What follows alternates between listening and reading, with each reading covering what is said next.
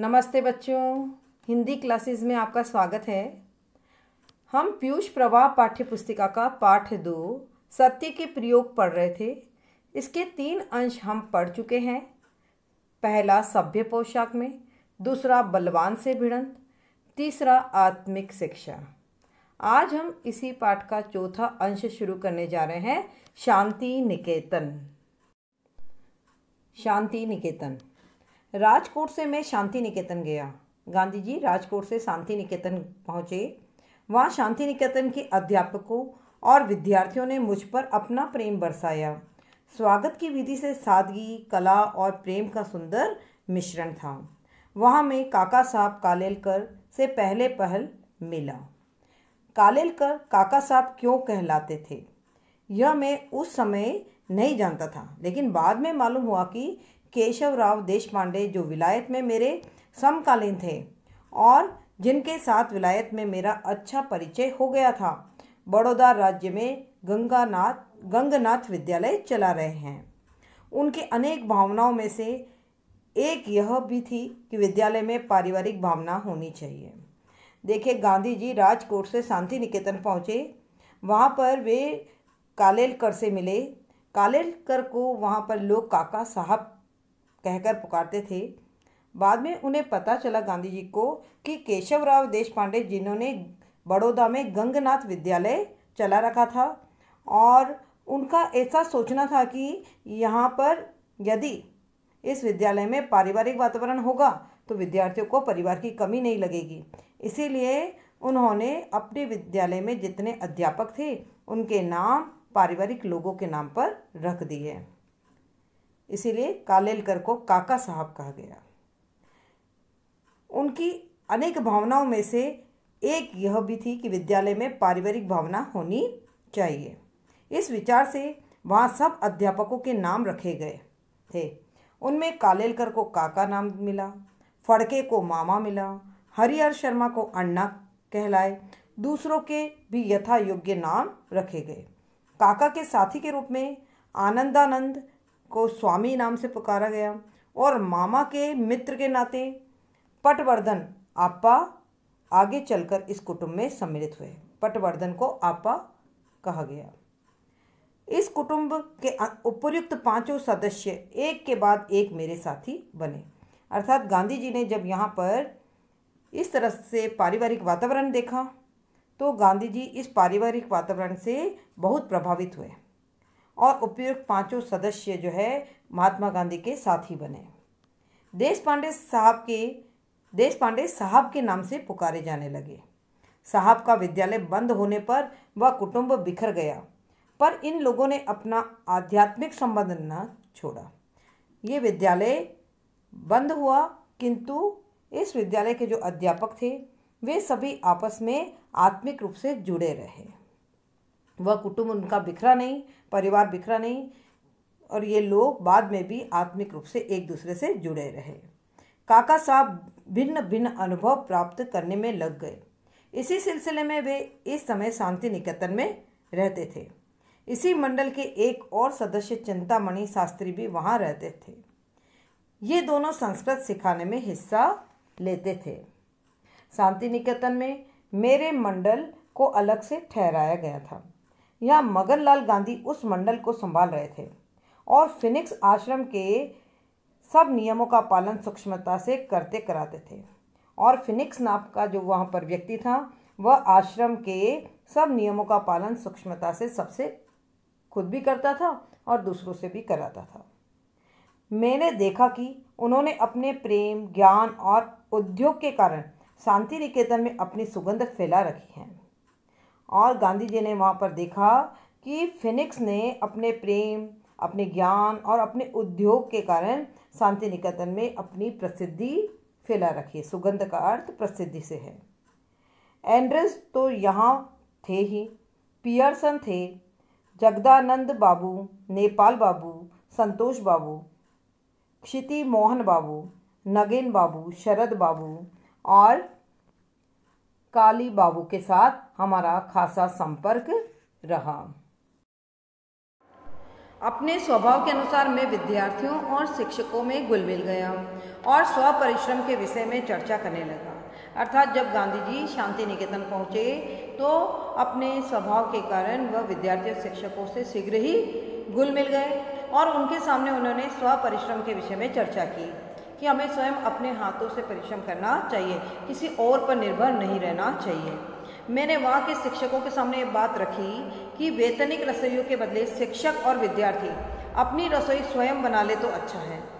तब मैंने वहाँ के शिक्षकों के सामने एक बात रखी कि हमने जो वेतन देकर जिस रसोइयों को रखा हुआ है, रसोइया कौन होता है, जो खाना पकाने वाला, तो उसकी जगह शिक्षक और विद्यार्थी स्वयं अपनी रसोई बनाए तो अच्छा है।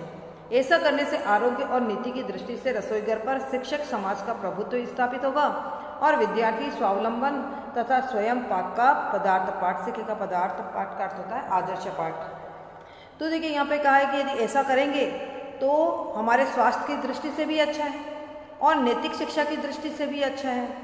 और इससे क्या होगा, विद्यार्थी शिक्षक मिलकर खाना पकाने का कार्य करेंगे तो विद्यार्थी में स्वावलंबन और स्वयं पाक का आदर्श भी स्थापित होगा, है ना। विद्यार्थी स्वावलंबी बनेगा, आत्मनिर्भर बन पाएगा और स्वयं पकाकर खाना सीख पाएगा। एक दो शिक्षक ने सिर हिलाया। कुछ लोगों को यह प्रयोग बहुत अच्छा लगा। नई चीज़ फिर यह कैसी भी क्यों न हो, बालकों को तो अच्छी लगती ही है। इस न्याय से यह सीख भी उन्हें अच्छी लगेगी और प्रयोग शुरू हुआ। जब कवि श्री के सामने यह चीज़ रखी गई तो उन्होंने अपनी यह सम्मति दी कि यदि शिक्षक अनुकूल हो तो स्वयं उन्हें यह प्रयोग अवश्य पसंद होगा। उन्होंने विद्यार्थियों से कहा, इसमें स्वराज्य की चाबी मौजूद है। देखिए, कवि श्री ने कहा कि इसमें स्वराज्य की चाबी मौजूद है। यदि शिक्षक, कहने का आशय क्या है, यदि शिक्षक और विद्यार्थी स्वावलंबी होंगे, है ना, हम किसी पर निर्भर नहीं रहेंगे, खुद परिश्रम करेंगे, अपने लिए कार्य करेंगे, तो हमें शीघ्र ही स्वराज्य की प्राप्ति होगी। फिर हम क्या होंगे, अंग्रेजों पर निर्भर नहीं रहेंगे, है ना। तो व्यक्ति को स्वावलंबी बनाने का एक छोटा सा प्रयास गांधी जी ने किया था और कवि श्री ने इस पर अपने विचार व्यक्त किए कि इससे हमारे स्वराज्य की चाबी इसमें मौजूद है। अर्थात यदि शिक्षक और विद्यार्थी स्वावलंबी होंगे तो हमें शीघ्र ही अपने स्वराज्य की प्राप्ति होगी। पियर्सन ने प्रयोग को सफल बनाने में अपने आप को खपा दिया। खपा दिया का अर्थ है अपने आप को पूर्ण रूप से समर्पित कर दिया। उन्हें यह बहुत अच्छा लगा। एक मंडली साग काटने वालों की बनी, दूसरी अनाज साफ करने वालों की। रसोई घर के आसपास शास्त्रीय ढंग से सफाई रखने के काम में नगेन बाबू आदि जुट गए। उन लोगों को कुदाली से काम करते देखकर मेरा हृदय नाच उठा। अर्थात गांधी जी सबको इस तरह से कार्य करते हुए देखकर उनका हृदय खुश हो गया, प्रफुल्लित हो गया। लेकिन मेहनत के इस काम को 125 विद्यार्थी और शिक्षक भी एकाएक नहीं अपना सकते थे, अतएव रोज चर्चाएं चलती।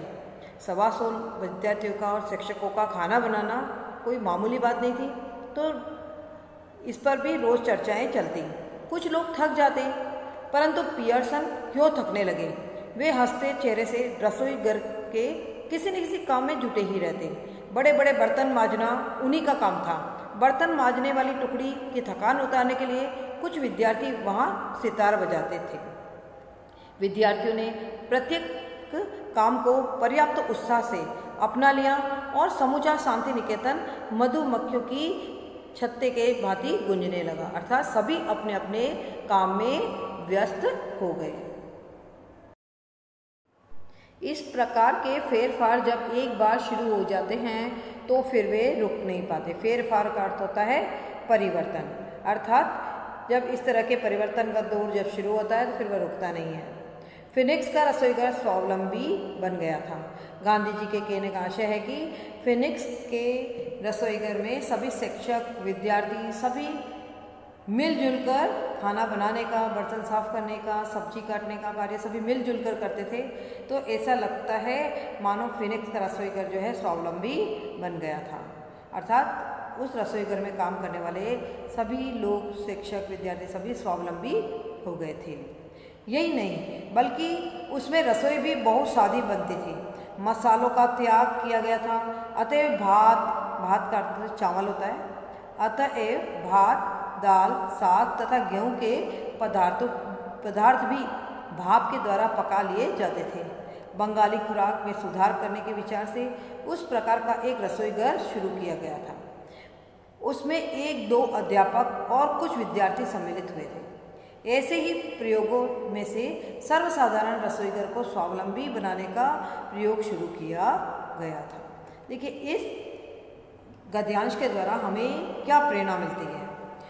तो यहाँ हमें ये प्रेरणा मिलती है कि फिनिक्स का रसोई घर हमें स्वावलंबी और सादगीपूर्ण जीवन जीने की प्रेरणा दे रहा है। पर आखिर कुछ कारणों से यह प्रयोग बंद हो गया। मेरा विश्वास यह है कि इस जगत व्याख्यात संस्था ने थोड़े समय के लिए भी इस प्रयोग को अपनाकर कुछ खोया नहीं और उससे प्राप्त अनेक अनुभव उसके लिए उपयोगी सिद्ध हुए। ये यहाँ गांधी जी कहते हैं कि कुछ कारणों से ये फिनिक्स का रसोई घर जो है वह बंद हो गया, अर्थात यहाँ पर खाना बनना बंद हो गया। किंतु गांधी जी को विश्वास है कि इस प्रसिद्ध संस्था अर्थात फिनिक्स के रसोई घर में जो थोड़े समय के लिए लोगों ने यहाँ पे खाना बनाने का कार्य किया, यानी कि अपने स्व परिश्रम के द्वारा व्यक्ति जो स्वावलंबी बना, तो उसने कुछ न कुछ यहाँ पे अनुभव प्राप्त किया ही है, उसने कुछ खोया नहीं है और उसके ये अनुभव जो है उसके जीवन में बहुत उपयोगी सिद्ध हुए थे। मेरा विचार शांति निकेतन में कुछ समय रहने का था, किंतु विधाता मुझे जबरदस्ती घसीट कर ले गया। मैं मुश्किल से वहाँ 1 हफ्ता रहा होऊंगा कि इतने में पूना से गोखले के अवसान का तार मिला। अवसान का अर्थ मृत्यु होता है। गांधी जी कहते हैं शांति निकेतन में मैं कुछ और समय तक रुकना चाहता था, किंतु भाग्य मेरा साथ नहीं दे रहा था। मैं मुश्किल से वहाँ 1 हफ्ता ही रहा और पूना से गोपाल कृष्ण गोखले की मृत्यु का तार मुझे मिला, अर्थात मुझे समाचार मिला कि गोपाल कृष्ण गोखले की मृत्यु हो चुकी है। शांति निकेतन शोक में डूब गया। सब मेरे पास संवेदना के लिए आए, अर्थात मेरे पास संवेदना प्रकट करने आए, मुझे सांत्वना देने आए। गोपाल कृष्ण गोखले कौन थे? क्रांतिकारी थे।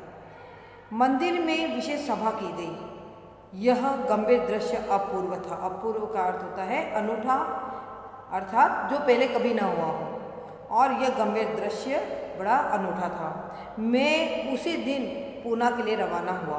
पत्नी और मगन लाल गांधी को अपने साथ लिया, बाकी सब शांति निकेतन में रहे। बर्दवान तक एंड्रूज मेरे साथ आए थे। बर्दवान जगह का नाम है, वहाँ तक एंड्रूज मेरे साथ आए थे।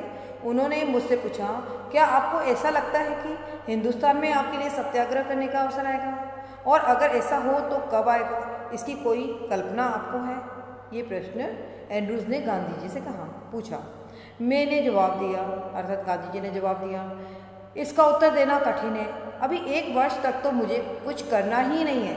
गोखले ने मुझसे प्रतिज्ञा करवाई है कि मुझे 1 वर्ष तक देश में भ्रमण करना है, किसी सार्वजनिक प्रश्न पर अपना विचार न तो बनाना है न प्रकट करना है। मैं इस प्रतिज्ञा का अक्षरशः पालन करूंगा। अक्षरशः का अर्थ होता है संपूर्णतया पालन करूंगा। बाद में भी मुझे किसी प्रश्न पर कुछ कहने की जरूरत होगी तभी मैं कहूँगा। इसलिए मैं नहीं समझता कि 5 वर्ष तक सत्याग्रह करने का कोई अवसर आएगा। यहाँ यह कहना अप्रस्तुत न होगा कि हिंद स्वराज्य में मैंने जो विचार व्यक्त किए हैं, गोखले उनका मजाक उड़ाते थे और कहते थे कि आप 1 वर्ष हिंदुस्तान में रहकर देखेंगे तो आपके विचार अपने आप ठिकाने आ जाएंगे। तो मजाक में गांधी जी से इस तरह से कहते थे कि आप हिंदुस्तान में रहकर तो देखो, तो आप यहाँ की स्थिति जब देखोगे तो अपने विचार अपने आप ठिकाने आ जाएंगे।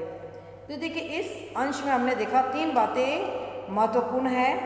सबसे पहला, कालेलकर को काका साहब क्यों कहा गया, ठीक है।